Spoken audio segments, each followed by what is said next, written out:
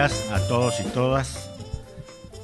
Disculpen la demora, estamos esperando a algunos compañeros que pidieron que nos retrasáramos un poquito como para poder empezar, pero bueno, ya es tiempo y por respeto a todos, entonces iniciamos la clase de hoy, que es la última clase del programa Formarnos, una clase que de alguna manera toma elementos de todas las demás anteriores, pero que se centra en algunos aspectos fundamentales, en las políticas públicas, en los actores que llevan a cabo, empujan, ejecutan, evalúan, analizan, debaten las políticas públicas, en el marco institucional, que es el Estado principal actor, y en los gobernantes, que son las personas, grupos y fuerzas sociales que están en determinados periodos de tiempo ocupando el Estado para llevar adelante estas políticas que son impulsadas por el conjunto de la ciudadanía. El temario que vamos a ver es el siguiente.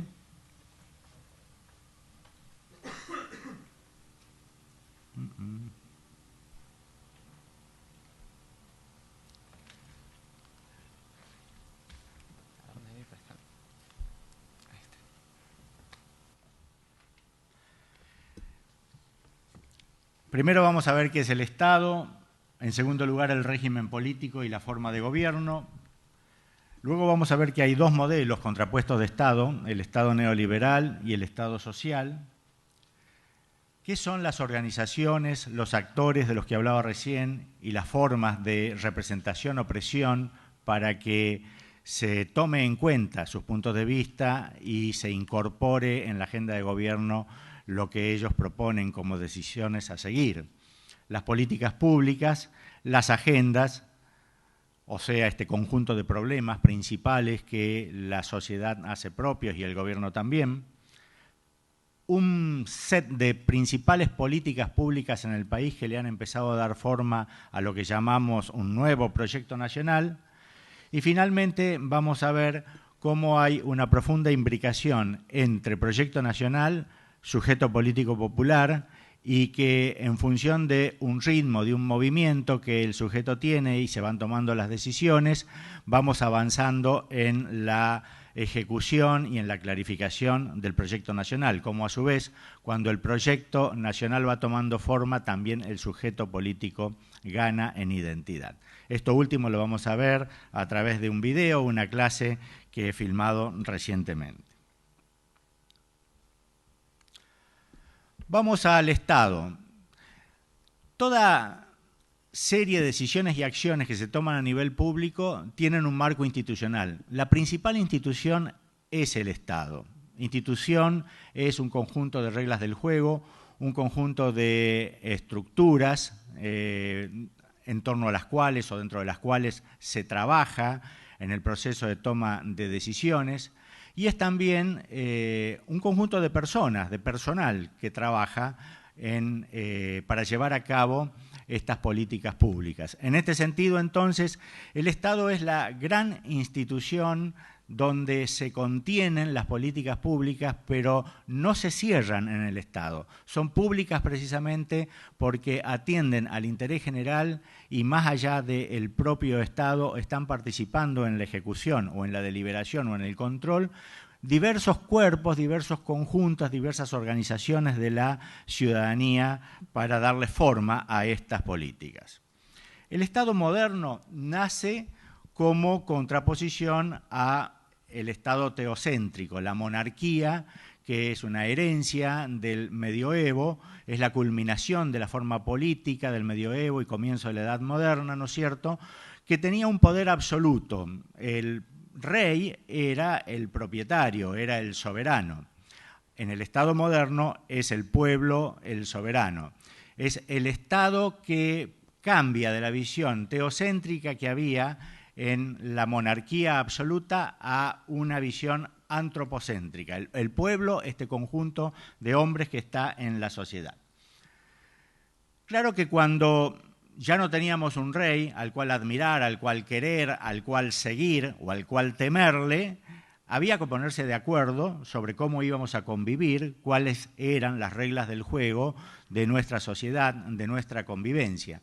Entonces aparece la idea del contrato. Se habla de un contrato o un pacto social que nadie firmó con una lapicera, con un lápiz, con una pluma, pero que en realidad virtualmente se trabajó en la composición de un acuerdo.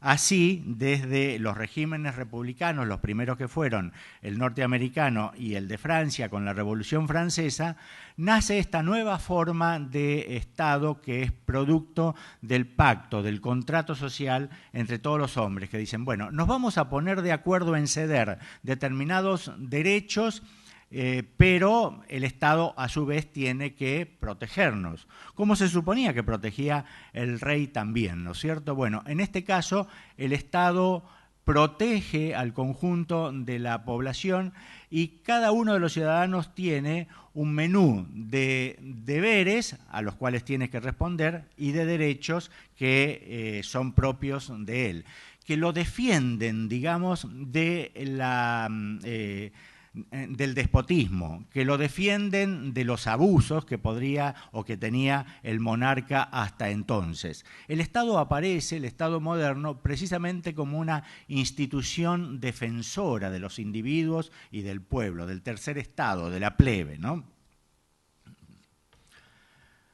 El Estado tiene normas de cumplimiento obligatorio. Una vez que hemos firmado un pacto, tenemos que responder a ellas, ¿no? Ahora, es importante señalar que este pacto no se firmó de una vez y para siempre. Estas normas de las que hablamos emanan de la negociación institucional de los diversos grupos sociales. Vamos a ver entonces cómo las instituciones, así como las políticas públicas, están en permanente movimiento, se van recreando.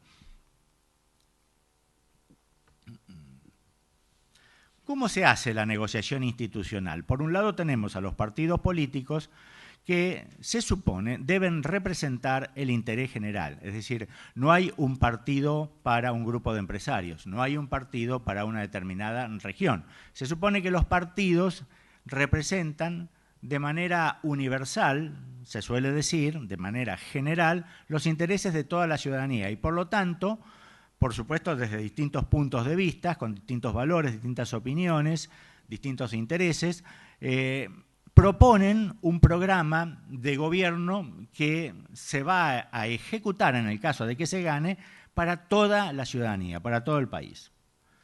También tenemos grupos con intereses específicos o particulares. Ahí tenemos las asociaciones del trabajo, de la producción, los movimientos sociales, los grupos de presión, las corporaciones. Y para ejercer esta presión hay canales formales e informales, ¿no? Los canales formales, en el caso de los partidos políticos, son las elecciones, son las tareas previas de reclutamiento, de reuniones que hacen los partidos políticos para preparar sus propias propuestas, ¿no es cierto? Finalmente después hay un gobierno, hay un control que ejerce el poder legislativo, si hay diferencia en la interpretación de las leyes, interviene el poder ejecutivo. Bueno, estos son los canales formales. Los ciudadanos pueden dirigirse a cada uno de ellos. Pueden dirigirse al legislativo para reclamar que sus legisladores o sus senadores entren una determinada iniciativa o alguna propuesta de ley, o recurrir al Poder Judicial para que, presentando una cautelar, alguna queja, digamos, por todos los medios que hay en el Poder Judicial, se pare alguna decisión que se ha tomado o se modifique. Vivimos en un régimen político democrático. Esto es el gobierno del pueblo, por el pueblo y para el pueblo. Se diferencia en este sentido de la monarquía o de la aristocracia. La monarquía es el gobierno de un solo sujeto que toma en sus manos toda la soberanía, digamos, en este caso en la democracia el soberano es el pueblo, o la aristocracia que constituye un grupo, un pequeño grupo, perdón.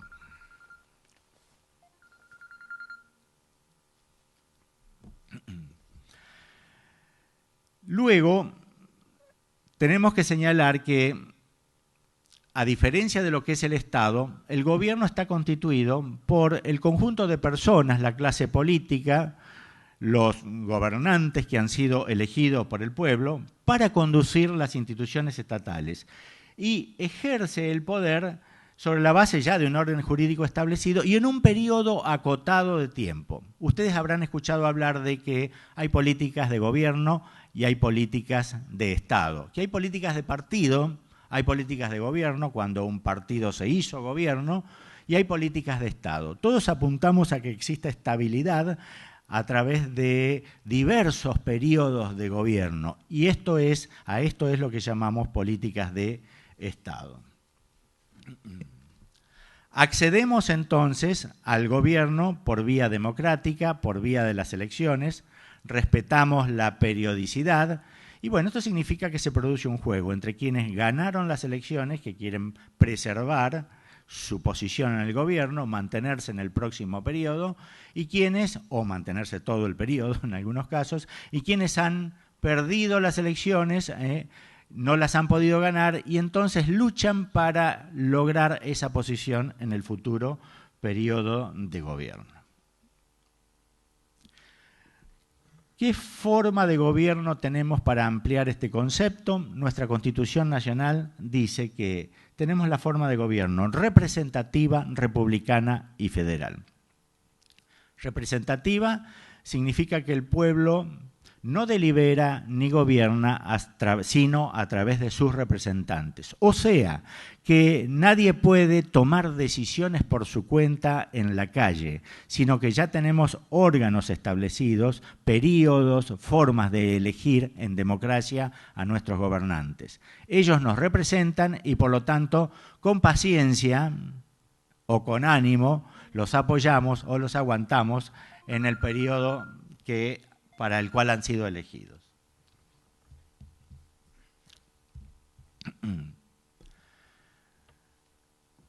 Forma republicana significa que rige el equilibrio, el control y la división de poderes. Esto es el poder ejecutivo, que es unipersonal, es un presidente, los ministros, recuerdo, son secretarios del presidente y pueden ser reemplazados cuando el presidente lo considere conveniente. Lo mismo de allí para abajo todos los cargos políticos, ¿no? No los cargos de la burocracia que constituyen este personal estable que forma parte de la estructura del Estado. El Poder Ejecutivo es el que toma las decisiones, es el que ejecuta las leyes. El Poder Legislativo, de carácter bicameral en nuestro país, diputados y senadores, es el que formula las leyes. Los diputados representan a toda la población, los senadores representan a las provincias. Por eso las provincias, sean chicas o grandes, tienen la misma cantidad, 3 de senadores, mientras que los diputados tienen una presencia proporcional a la población de cada provincia en el Congreso Nacional. El Poder Judicial es el que interpreta las leyes allí cuando hay diferencia o cuando considera que es conveniente. Está compuesto por la Suprema Corte de Justicia y las cámaras y los juzgados.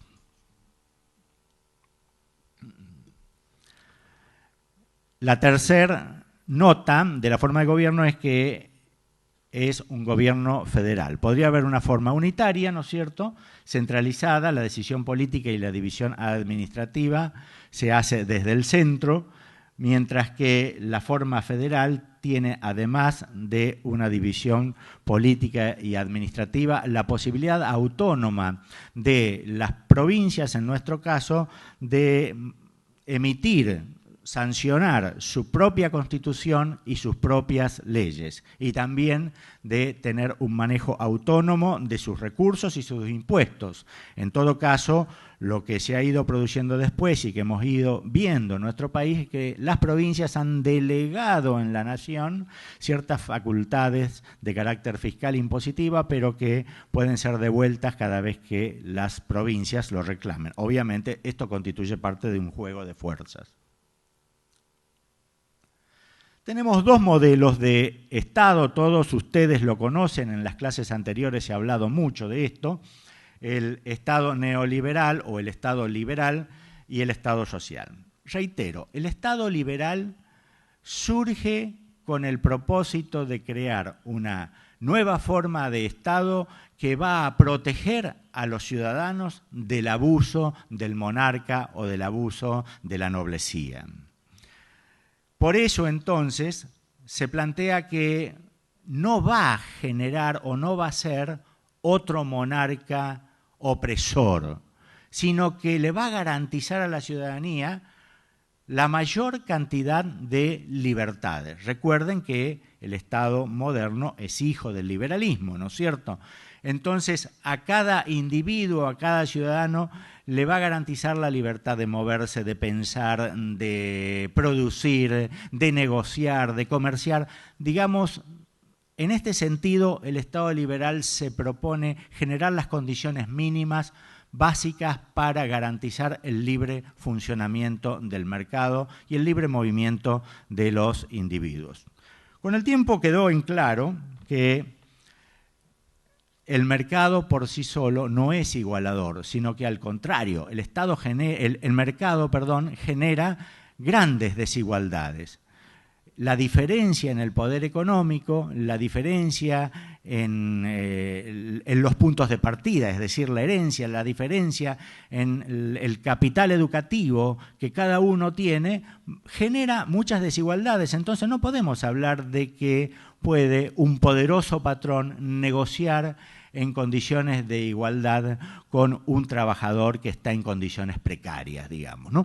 Entonces, a partir de allí aparecen una serie de propuestas y medidas en el campo de las políticas sociales. Pasamos de los derechos políticos y civiles a los derechos sociales, no sin luchas y muchas confrontaciones entre medio.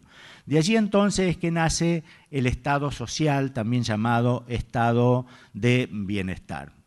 En los 80 y 90 tuvimos un reflujo como producto de la crisis del Estado de Bienestar que, con toda una ideología mediante, llevó hacia adelante un discurso que decía: si volvemos al Estado liberal, esta vez llamado neoliberal, vamos a poder ordenar las cosas de nuevo y van a funcionar mejor. Barajar y dar de vuelta. Esa era un poco la propuesta. Metámonos lo menos posible en la vida de los ciudadanos y dejemos que otra vez el mercado regule las relaciones. Obviamente, esto duró poco tiempo y, como ustedes saben, hemos vuelto otra vez a la propuesta, a recuperar la propuesta del Estado social, que es el único que puede garantizar un Estado de Derecho pleno, una democracia sustantiva, porque es el Estado que interviene allí donde hay desigualdades para que se produzcan condiciones de igualdad, a través de la reproducción del ingreso, a través de garantizar la educación y la salud para todos, que son condiciones mínimas básicas de despegue para poder tener movilidad social ascendente, a través de condiciones de seguridad y de protección como la vivienda, a través de una serie de medidas que están todas inscritas en el constitucionalismo social. Este tipo de Estado, este tipo de propuesta, no se impone de manera gratuita, no se impone sola, digamos. No es que cayó el neoliberalismo y entonces volvimos alegremente al Estado social. Hubo que pelearlo, hubo que lucharlo, lo vamos a ver en el último módulo de esta clase, cuánto movimiento debió generarse para que pudiéramos recuperar el Estado social, que, reitero, es el único que garantiza derecho pleno a los individuos y es el único que genera una democracia sustantiva, es decir, no formal, sino que genera condiciones de igualdad y de posibilidad de discutir frente a frente entre los distintos ciudadanos. Bueno, para que este proceso de cambio del Estado liberal al Estado social se pueda dar, obviamente es importante ver cómo intervienen los distintos grupos, los distintos sectores de la población que no están insertos en la estructura del Estado, pero que con su organización mediante coadyuvan a la orientación de las políticas públicas en una determinada línea, que generalmente es la línea de la defensa de sus propios intereses, ¿no?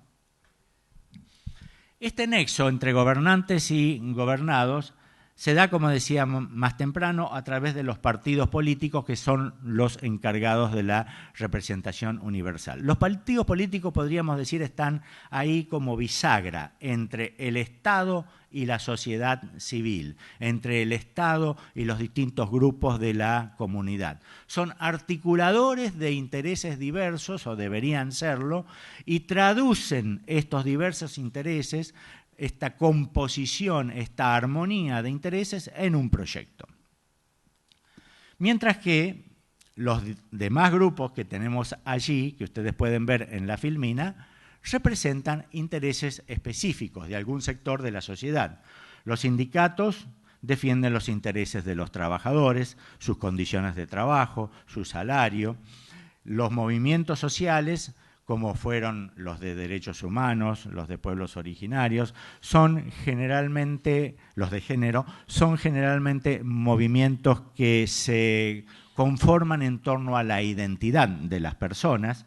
Las organizaciones no gubernamentales de diverso tipo, que tienen que ver con el aporte para la educación, el aporte para la salud, el aporte para mejorar las condiciones de la niñez, suelen ser grupos de personas que tienen un saber técnico y que con un carácter voluntario y solidario se proponen trabajar para ayudar a la población o para mejorar las condiciones de la vida de la población, y en este caso suelen ser socias también del Estado, aunque en algunos casos, durante la época del neoliberalismo, fueron visualizadas y fueron inclusive receptoras de propuestas de contraponerse al Estado, ¿no? Afortunadamente hoy hablamos de una asociación a ese nivel. Bueno, tenemos las asociaciones profesionales que defienden los intereses de distintas profesiones, médicos, abogados, agentes de salud, economistas, las organizaciones religiosas, las barriales y vecinales que se organizan para mejorar la calidad de vida en el territorio, las empresariales, las de la economía social, cooperativas y mutuales. Todas ellas, cuando se va a tomar una decisión o va a iniciarse alguna ley, tienen algo que decir seguramente, y entonces no están quietas. O inician procesos de ley, recuerden ustedes lo que ha sido, ni que hablar de las luchas de los trabajadores, pero también tenemos todo el proceso del movimiento de derechos humanos, que hoy en día encontramos que están en plena vigencia y que se está haciendo justicia en materia de derechos humanos, pero que tuvieron que desde los años 70 tardar muchos años para que esto se lograra, y esto fue producto de la movilización y de la presión. Lo mismo nosotros podemos ver en lo que fue la Ley de Comunicación Audiovisual. Hubo más de 10 años de movilización antes de que esta ley fuera sancionada por el Congreso. Y así tenemos muchísimas otras que todos ustedes conocen. Lo importante que quiero destacar, y no quiero detenerme más en esto, es que hay una relación muy estrecha, muy intensa para discutir lo público entre el Estado y estas organizaciones de la sociedad. No solamente los partidos, que deben representar los intereses del conjunto, sino también cada una de las organizaciones específicas que defienden intereses particulares. Todas ellas están concernidas o son participantes cuando se avanza en el proceso de deliberación de una política pública y en el proceso de decisión. ¿Cómo estamos con el tiempo? Bien. Repasando, hemos visto el Estado, esta gran institución acogedora de lo público, principal actor y que contiene un conjunto de instituciones, ¿no? Los ministerios, el Congreso, la Corte Suprema, etcétera, ¿no? El gobierno son las personas y las fuerzas políticas que ocupan este Estado en un determinado momento por mandato de la sociedad. La política es esta lucha por el poder entre quienes quieren darle un sesgo a la orientación de la sociedad, por ejemplo, orientación neoliberal o orientación hacia el Estado social. Esto va generando bloques de poder que se contraponen. Permanentemente la política tiene algo de conflicto, de confrontación, porque de lo que se trata es de pelear por los intereses propios, por los valores, y como vivimos en sociedad y en democracia, pues es legítimo y es un derecho que se ejerce de reclamar y oponerse a lo que no se considera adecuado y proponer lo que se considera adecuado. Y las políticas públicas son un conjunto de decisiones, acciones y resultados. Conjunto de decisiones, no hay una política que nosotros podamos decir esto es la política, ¿no? Como por ejemplo, bueno, la política de salud se puede sintetizar en 2 palabras, la de educación se puede sintetizar en 2 palabras. No, hay leyes que reflejan esa política, hay planes, hay proyectos, hay procesos operativos de decisiones, de aplicación de la política. A veces la política emerge con mucha contundencia, a veces se aquieta, digamos. Estos movimientos de la política nos hablan de la dinámica política, precisamente, de las políticas públicas. Permítanme la redundancia. Como decía, las políticas públicas entonces son procesos de decisiones y acciones. Están todas destinadas a resolver problemas públicos, aquellos problemas que la sociedad considera propios, que son del interés general. Están orientadas por objetivos y estrategias, pero no siempre tienen una gran direccionalidad. Esto es importante aclararlo. Las políticas suelen ser erráticas. Sí es importante recordar que las políticas son socialmente construidas. A la política no la construye un gobierno. La política no tiene como único actor el Estado.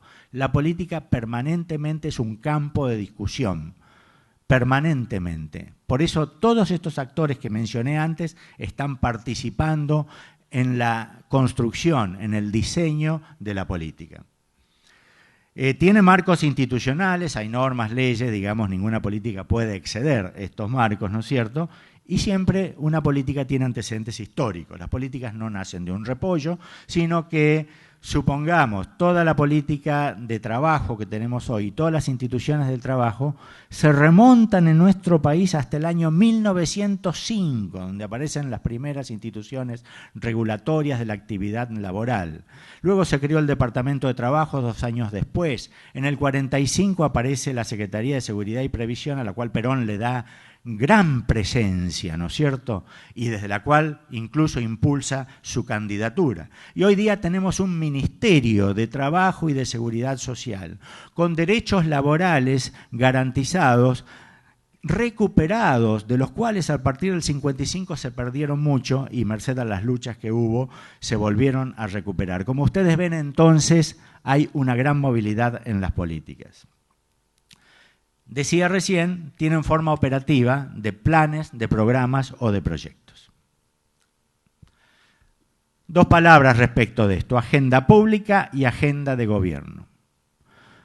En una determinada época de cualquier país hay una serie de problemas que están en boca de todos, forman parte de la discusión de todos, en la calle y en los medios de comunicación. Aunque muchas veces los medios de comunicación, todos saben, son formadores de opinión. Entonces, este conjunto de problemas, este menú, que han sido elegidos por sobre otros, han emergido y se instalan y están todos los días en la discusión. Todos los días la gente dice, deberíamos tomar medidas respecto de esto. Eso constituye la agenda pública. Mientras que lo que de esa agenda toma el gobierno o lo que el gobierno decide incorporar por su cuenta, constituye la agenda de gobierno. La agenda de gobierno es algo así como el programa, el plan de gobierno. Las políticas, nosotros vamos a ver, yo simplemente voy a hacer un breve raconto de las políticas públicas más importantes que se han desarrollado en los últimos años en el país. Una nueva agenda pública y una nueva agenda de política de gobierno después del neoliberalismo.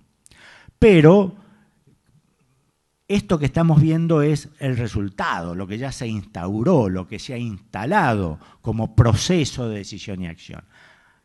Antes de que esto ocurra en cada política, se puede observar algo parecido a este ciclo. Primero, que los problemas empiezan a aparecer como importantes, por lo tanto se priorizan y van a la agenda pública. Luego, que el gobierno los toma, entonces entran en la agenda de gobierno. Este es un proceso que llamamos de estructuración de problemas, porque parece que no, pero el problema es un tema subjetivo, es de las personas. Cuando se define un problema es porque hubo un acuerdo político-ideológico sobre cómo se lleva a cabo la solución de ese problema. Y antes de eso hubo un acuerdo político-ideológico sobre si eso es un problema o no es un problema, ¿no es cierto? Por supuesto, para brindar soluciones hay varias alternativas. Esto forma parte de otra discusión que se va agregando a la deliberación pública y que, por supuesto, es una discusión de gobierno. Luego se elige, se toma una decisión, generalmente hay una ley, un decreto, luego se implementa y se va evaluando sobre la marcha.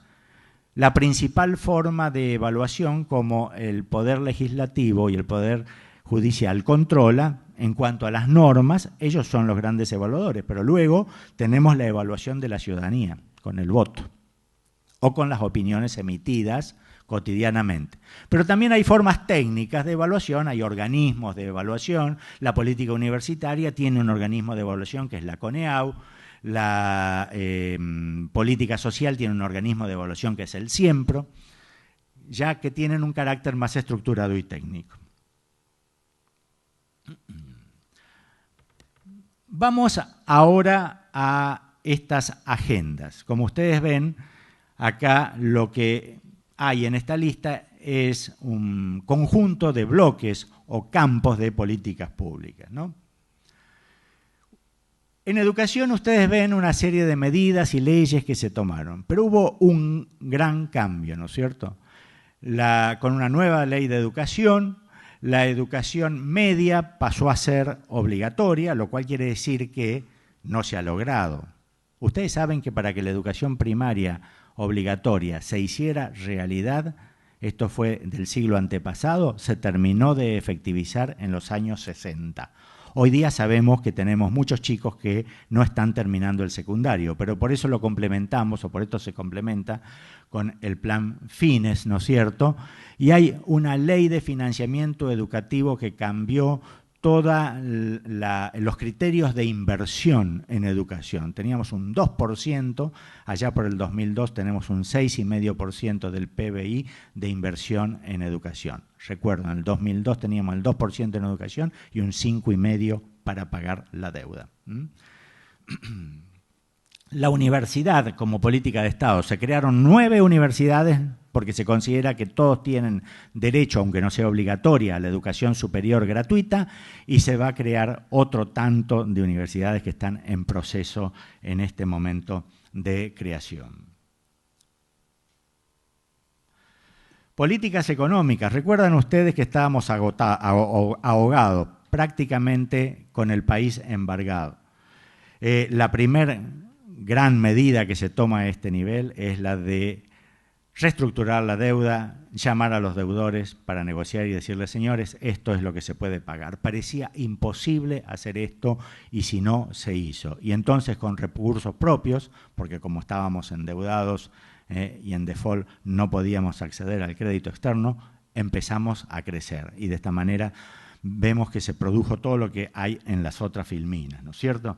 Bueno, vino el canje de la deuda en el 2005 y en el 2010 se desarrollaron una serie de planes estratégicos, se empieza a planificar la gestión pública, el plan de ciencia y técnica 2020, el agroalimentario, el plan agroindustrial, etcétera, etcétera, ¿no?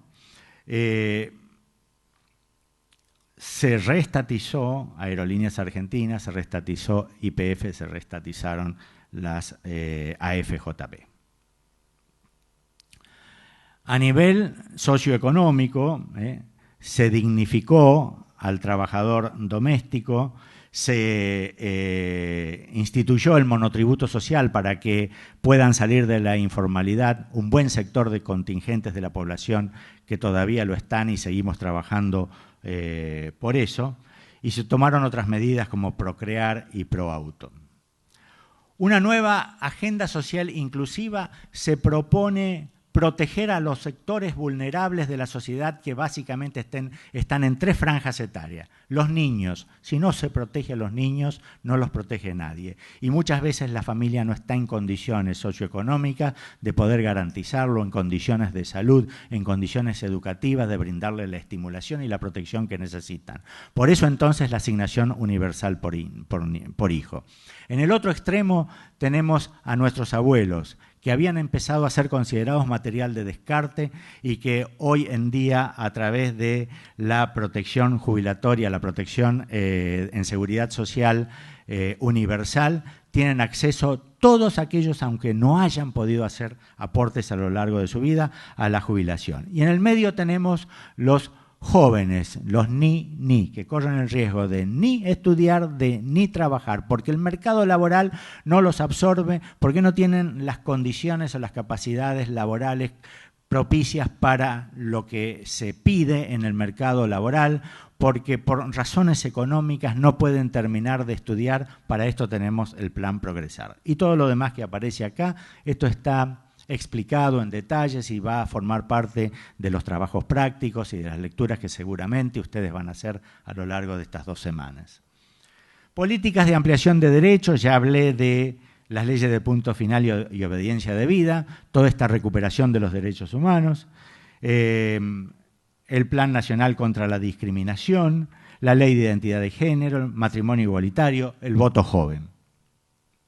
Ciencia y tecnología se partió por crear un ministerio de ciencia y tecnología. Todos ustedes habrán visto, no me voy a detener más allá del plan que tenemos al año 2020 en ciencia y tecnología, que hace no muchos días se lanzó nuestro satélite con el cual vamos a tener soberanía en las comunicaciones. Vamos a ocupar un espacio que, de no haberlo ocupado nosotros, habría sido ocupado por alguna potencia extranjera, por ejemplo, Gran Bretaña. Y además hemos hecho un importantísimo ahorro económico, porque lo hemos hecho con recursos propios y, por otra parte, hemos crecido en ciencia y de tecnología de manera brutal como para poder pasar a ARSAT 2 y ARSAT 3. Política de integración latinoamericana, ustedes ya tuvieron un módulo, por eso no me quiero detener, pero quiero recordar Mercosur, UNASUR, CELAC, y ahora en la clase que está filmada en el video vamos a ver algunas otras cosas. No quiero dejar de mencionar la recuperación de Malvinas como causa latinoamericana y el rechazo al ALCA. Hoy en día, después de toda una política desmalvinizadora, hemos recuperado nuestra dignidad y seguramente que por medios pacíficos nos estamos encaminando a la recuperación de nuestras islas. Justicia, las instituciones de justicia. Nuevo Código Civil y Comercial, nuevo Código Procesal Penal, nuevo Código de Justicia Militar.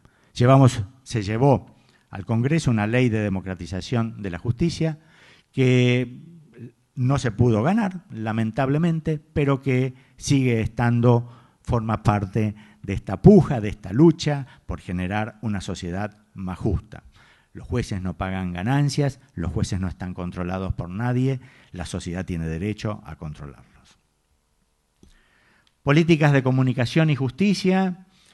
Bueno, mencioné y quiero reiterar la ley de comunicación audiovisual. La comunicación es poder y con esta ley se democratiza. Y tenemos que, por fin, después de muchos años, podemos escuchar otras voces que no sean solamente la de los medios hegemónicos. Por fin existe la posibilidad de que a la noche podamos ver algunos programas que critican lo que Nación, Clarín dicen y que parecía palabra santa, ¿no es cierto? Por fin tenemos canales educativos, por fin que tenemos canales educativos para los niños, por fin tenemos canales de ciencia y técnica. En políticas deportivas también se le ha dado un impulso muy importante. Y antes de pasar a la última parte, quisiera decirles, este menú de políticas que hemos elegido no es exhaustivo. En realidad hay muchísimo más, ¿eh? Y por otra parte, quisiera plantear que lo hemos presentado lo que es a nivel nacional, a nivel del país o a nivel macro. Es importante pensar, ustedes que son dirigentes políticos y sociales, cómo cada una de estas políticas se aplica, se ejecuta o qué relación tiene con las decisiones que se toman en el territorio, con el quehacer de las organizaciones del territorio, porque es desde el territorio y desde la ciudadanía que estas leyes pueden cobrar fuerza, pueden ser mejoradas y en el caso de lo que no se ha logrado, puede ser también logrado. Vayamos a ver un poco ahora cómo se organizan, cómo se relacionan todo este conjunto de leyes que constituyen lo que podríamos llamar un proyecto nacional en marcha, con todas las organizaciones, los grupos y actores que vimos recién y que amalgamados como una misma identidad y detrás de un proyecto constituyen un sujeto político popular, un sujeto político con identidad. Y cómo estos movimientos que se van generando a través de la historia le van dando fuerza, van fortaleciendo y van consolidando el proyecto. Veamos entonces el video.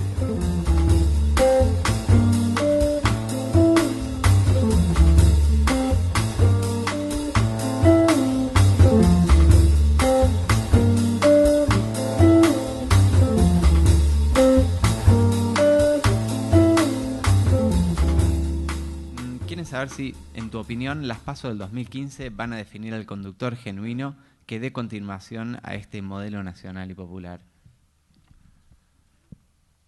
Bueno, esto es hacer algo de futurología, ¿no es cierto? Pero en primer lugar yo diría que nunca hay exactamente un conductor. Hay liderazgo en el proyecto nacional, liderazgo en los procesos de cambio.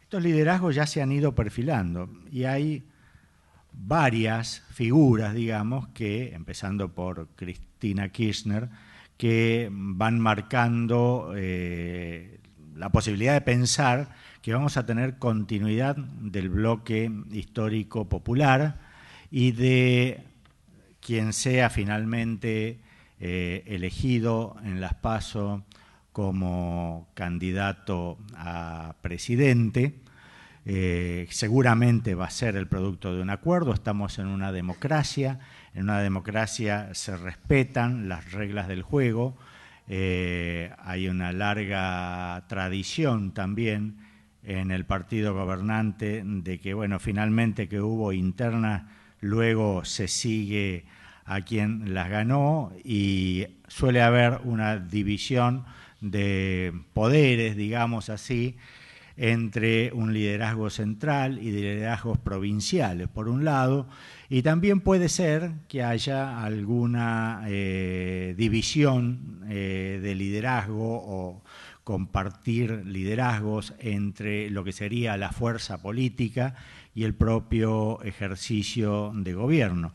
Pero creo que por primera vez se está perfilando una posibilidad de que el liderazgo político no sea necesariamente el liderazgo de quien ejerce el poder ejecutivo de la nación, aunque sin duda en este conglomerado de compartir liderazgo, un presidente no podría dejar de compartirlo, ¿no? Creo que sí, en ese sentido, las PASO van prefigurando una posibilidad de encontrar el liderazgo. Esto de genuino, bueno, los liderazgos se hacen genuinos sobre la marcha. Eran las dos aclaraciones. Primero, que no necesariamente es unipersonal, aun cuando hay una persona siempre hay un bloque, un conjunto de personas con las cuales el liderazgo se comparte, ¿no es cierto? También hay una dificultad para poder responder si es genuino o no es genuino. Creo que será genuino en la medida en que vaya respondiendo, como hacíamos ver en el video, a la consolidación del proyecto y a la identidad política colectiva que lo sustenta. Este es el desafío. Nunca existe una figura genuina a priori. Yo les quiero recordar que en el año 2003 pocos daban mucho por Néstor Kirchner y sin embargo se transformó en un liderazgo genuino. El liderazgo genuino se hace. Muy bien. Otra pregunta desde acá de la UNLA. En tu opinión, ¿se puede elaborar un proyecto nacional con el otro gran partido de nuestro país, la Unión Cívica Radical? Sí, ¿por qué no? Siempre este propósito estuvo luego del enfrentamiento del 55 y antes en el peronismo, que para hablar de el gran partido, porque estamos hablando de una propuesta de dos, ¿no?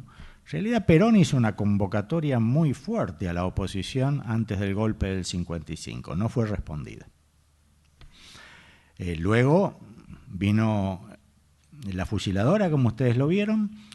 Posteriormente hubo pactos importantes. Uno lo diseñó y lo orquestó bajo la conducción estratégica de Perón, nada más ni nada menos que John William Cook, que quien hubiera dicho, ¿no es cierto?, que iba a proponer un pacto con sectores de la burguesía y de una parte del Partido Radical. Ahí hubo una alianza. Lamentablemente, ese sector del Partido Radical, en esa época Unión Cívica Radical Intransigente, no cumplió con los términos del pacto. Ustedes vieron en el video a André Framini, el compañero André Framini, cuando gana las elecciones por la provincia de Buenos Aires. Frondizi, apretado por los militares, anula las elecciones. Es decir, directamente ignoran la voluntad popular. Si eso ocurrió con una elección, imagínense con los otros términos del pacto. Se rompió, no lo rompió el peronismo. La tercera propuesta se hizo con el radicalismo en la época de cuando volvió Perón. Fue la hora del pueblo, ahí hubo una convocatoria, fue uno de los frentes, ahí yo señalo de que hay varios frentes para encerrar al régimen de Lanusse, uno de ellos fue la hora del pueblo, donde fue convocado Balbín, participó, activamente participó, hizo una buena colaboración. Y en el Fresilina ya no, ahí estaba el frondicismo, otro sector del radicalismo ya minoritario para esa época, ¿no es cierto? Y luego en el Frejuli también hubo un frente donde hubo sectores del radicalismo, el frondicismo y el Cruzada Renovadora y algún otro, ¿no? Muy chiquitos, partidos provinciales. Pero cuando llega el momento, ¿no?, de definir la fórmula, no es muy conocido, pero en lugar de la fórmula Perón-Isabel Perón, se habló incluso de la fórmula Perón-Balbín. Curiosamente, ¿quiénes estuvieron detrás de esa propuesta? Montoneros. O sea que el sueño, quienes se hubiera podido pensar que no iban a querer aliarse con sectores que habían estado en la Libertadora y todo lo demás, no. Finalmente no prosperó. La próxima propuesta que se hizo fue la del mismo Néstor Kirchner, la señalamos, ahí yo lo digo en el video, ¿no es cierto? Ahí se propuso la concertación con el sector del radicalismo que decidiera sumarse manteniendo su individualidad. Nunca se le pidió al Partido Radical que dejara de ser el Partido Radical, nunca lo dejó de ser, por otra parte, los que estaban allí, manteniendo su individualidad, sumarse a este nuevo proyecto nacional y popular, a esta propuesta, constituyendo un nuevo bloque histórico. Bueno, más o menos ustedes recuerdan cuál ha sido el resultado. Ha quedado Zamora entre los radicales como aliado, pero por supuesto hay muchos radicales en el gobierno, pero ya no están con la identidad, no como institución, partido, Unión Cívica Radical. Yo creo que hay una buena complementación entre el radicalismo y el peronismo. El peronismo ha garantizado la irrupción de las masas, los derechos sociales, ¿no? El radicalismo, los derechos de los trabajadores. El radicalismo ha representado sectores medios en su mayoría, ¿no es cierto? Claro que ha habido dos formas distintas de proceder. hasta Irigoyen, el radicalismo se pareció mucho a lo que fue después el peronismo. Tiene una gran capacidad de decisión. Después de Irigoyen, en cierta medida, el radicalismo ha tenido más capacidad de contralor, de lo que se le suele llamar instituciones, ¿no es cierto?, que de decisión en gobierno. Esto se vio un poco con De la Rúa, ¿no es cierto? Y después, en la alianza, digamos, que convocó Néstor Kirchner, la concertación, bueno, los radicales que han quedado son los que tienen capacidad de decisión, precisamente, ¿no? Creo que siempre existe esta posibilidad y que además es deseable de que se puedan sumar al nuevo bloque histórico nacional y popular. No lo veo cercano, dadas las realidades y las características del radicalismo de hoy. Muy bien, yendo un poco más hacia... Perdón, y quiero aclarar, así como hablé de la familia peronista, hay una cultura radical también en el país. Por eso es un partido que tiene características nacionales. Apelo más a esa cultura, ¿no es cierto?, que a los líderes coyunturales. Cuando trasciende el gorilismo, ¿no?, porque en algunos casos es un poquito lamentable. Muy bien. Como para movernos un poco hacia la parte de políticas públicas, nos pregunta Gustavo desde Córdoba, ¿cómo puede ayudar a la conformación del bloque histórico que desde las políticas públicas se mejore la interpelación a actores específicos y sus micropolíticas? Me imagino que está pensando como un militante territorial, ¿no?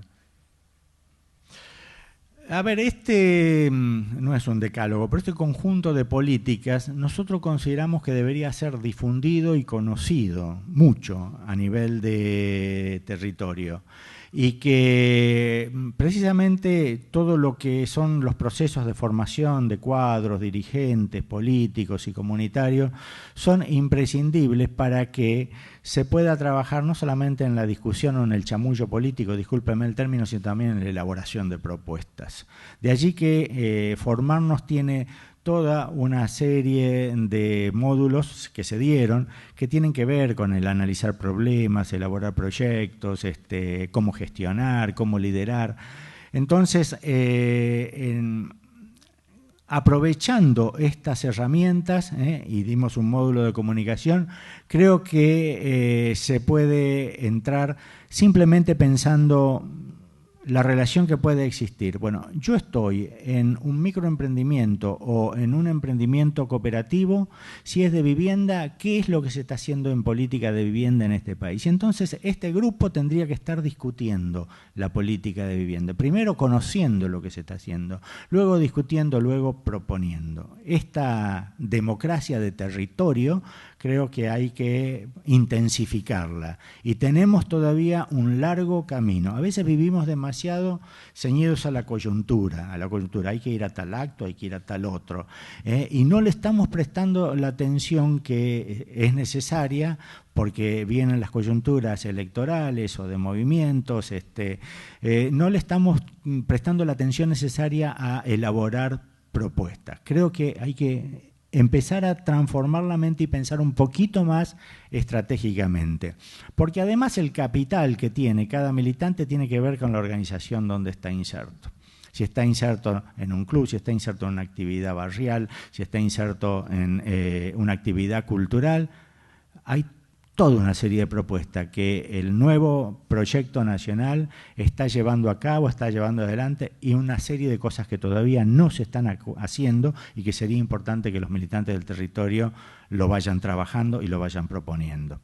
Eso, por supuesto, por los canales organizacionales naturales en los que cada uno desee insertarse. Muy bien. Desde Cuyo quisieran que clarifiques un poco el concepto de bloque histórico o lo desarrolles más.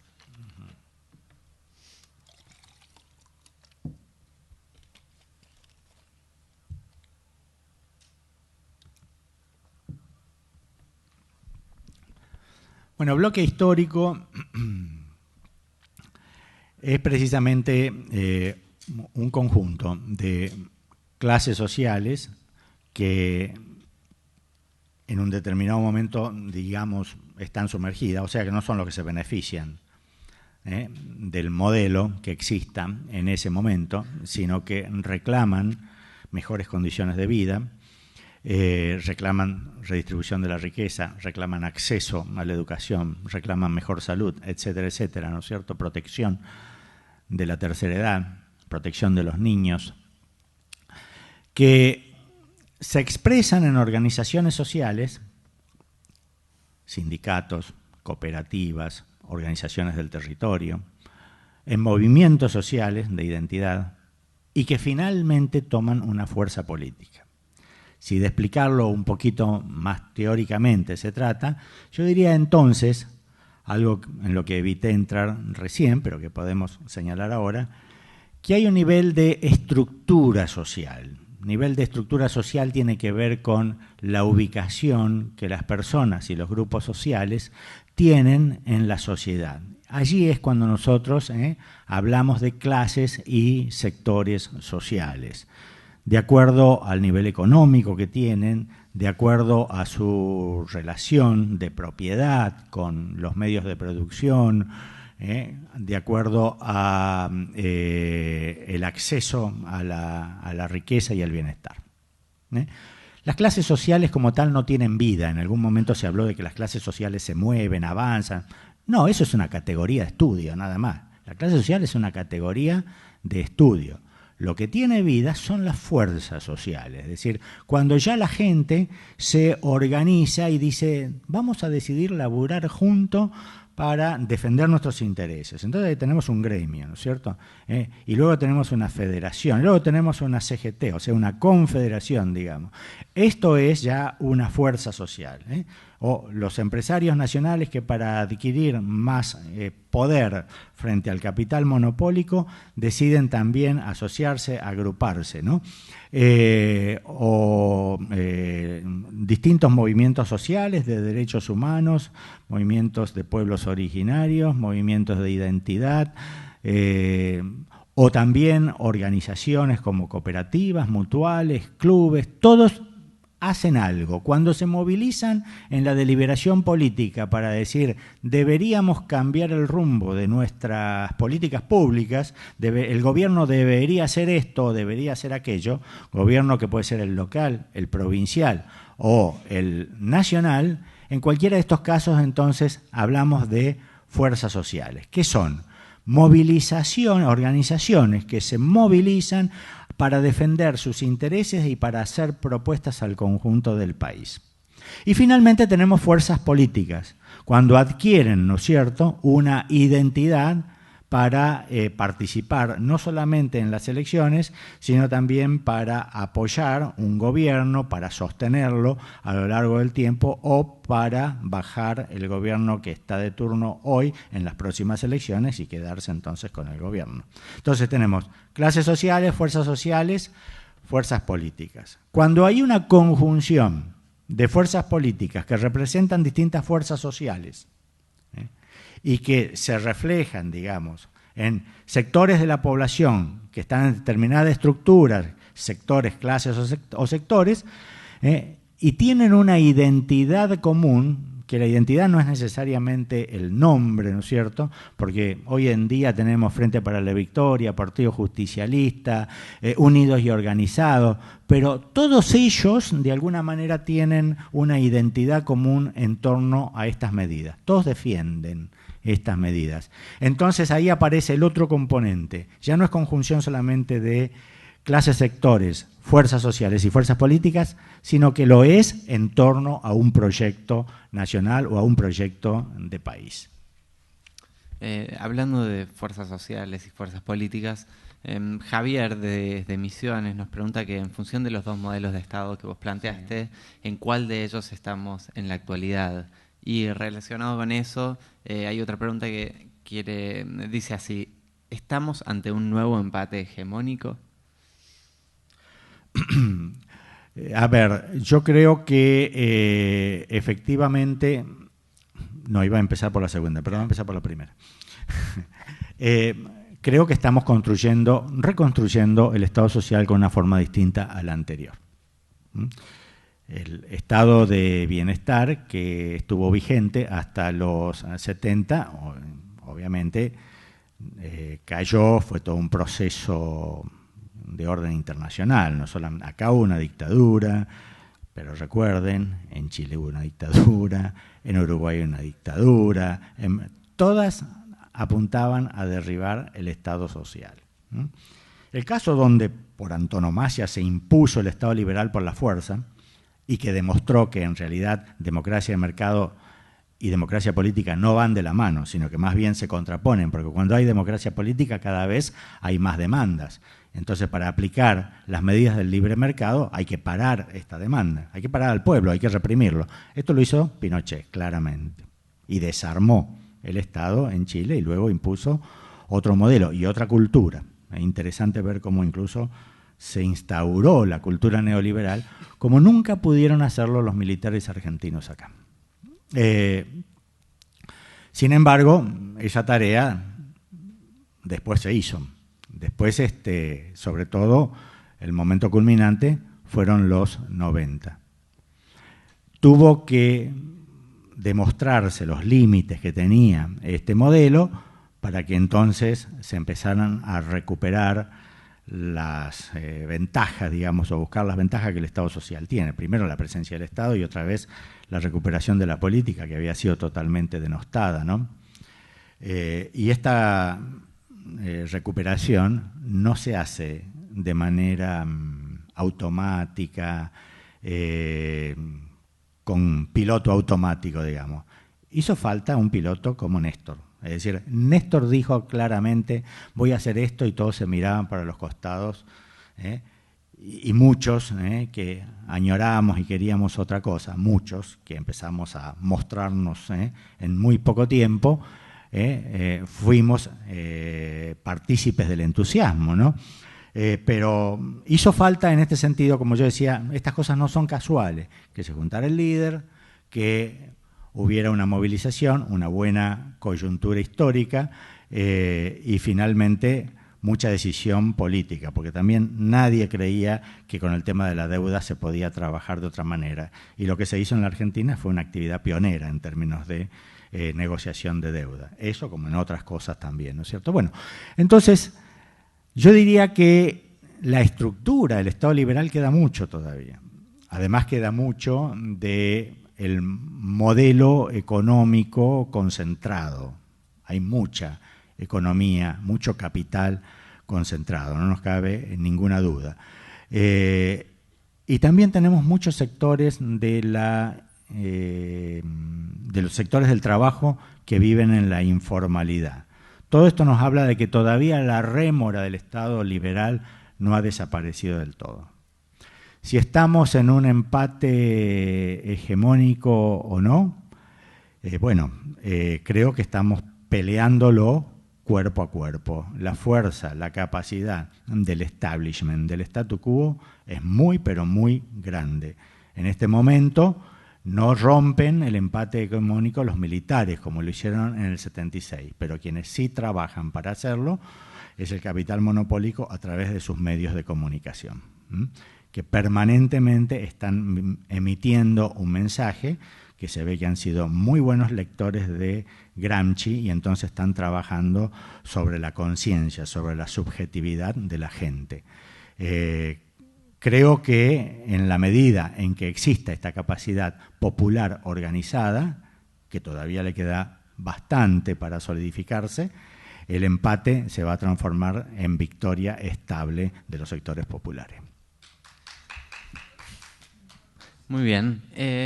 Por otro lado, una pregunta de la que no se salvó casi ninguno de los docentes o conferencistas del programa Formarnos. En tu opinión, ¿cuáles son los principales desafíos que tendrá el próximo gobierno?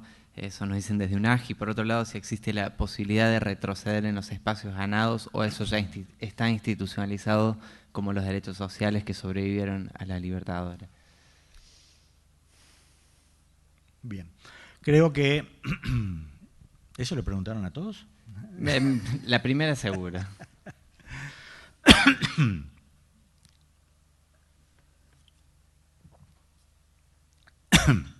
En realidad creo que existen varios desafíos. Siempre hay desafíos. Pero voy a empezar por la segunda parte, después por los desafíos.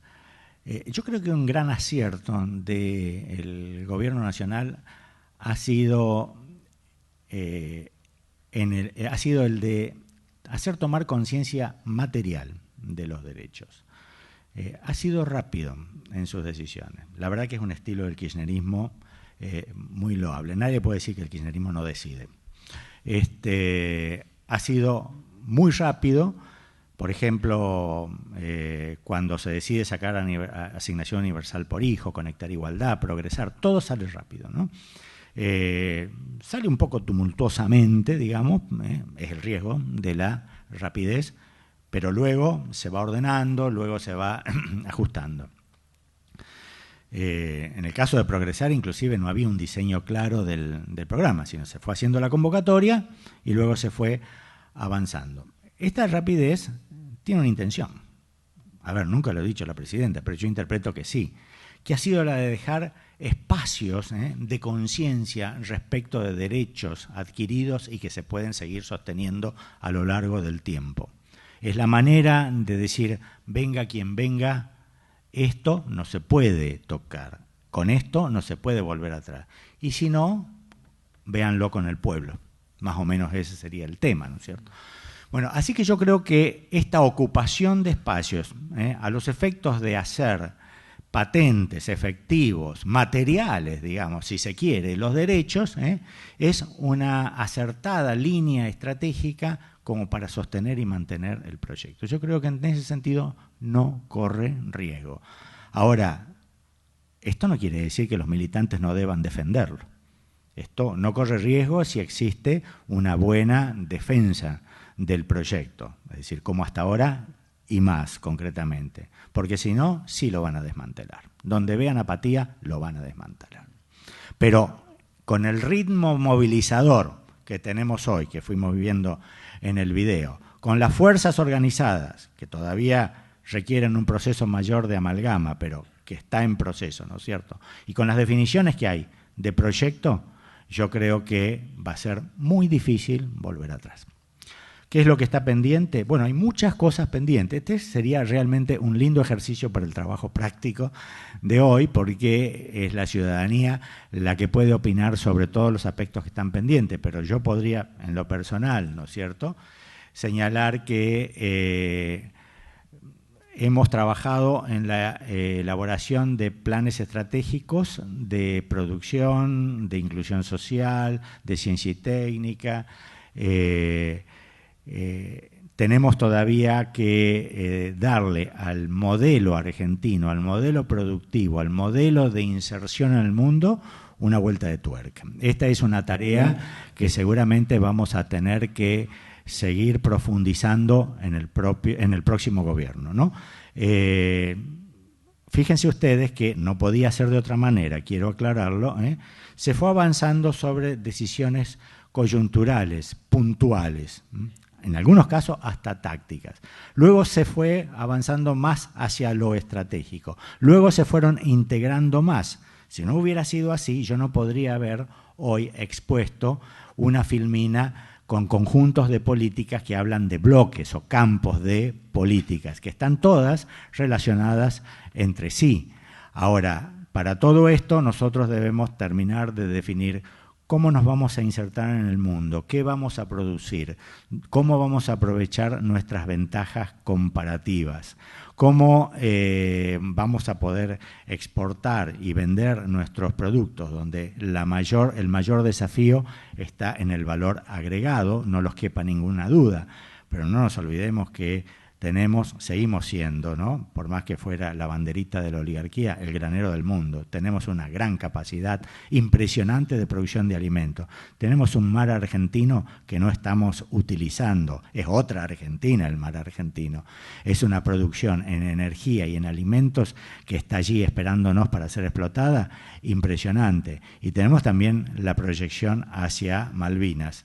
También tenemos que ver cuál es nuestra política de defensa, y en este sentido se están dando pasos acelerados con todo el aporte que se le da a las Fuerzas Armadas en la inversión en ciencia y técnica, pero tenemos unos acuíferos impresionantes, tenemos alimentos, todo eso es muy apetecido y en el futuro va a ser un problema. Entonces, va a ser un problema la actitud de ciertos sectores dominantes en el mundo para nosotros, quiero decir, ¿no?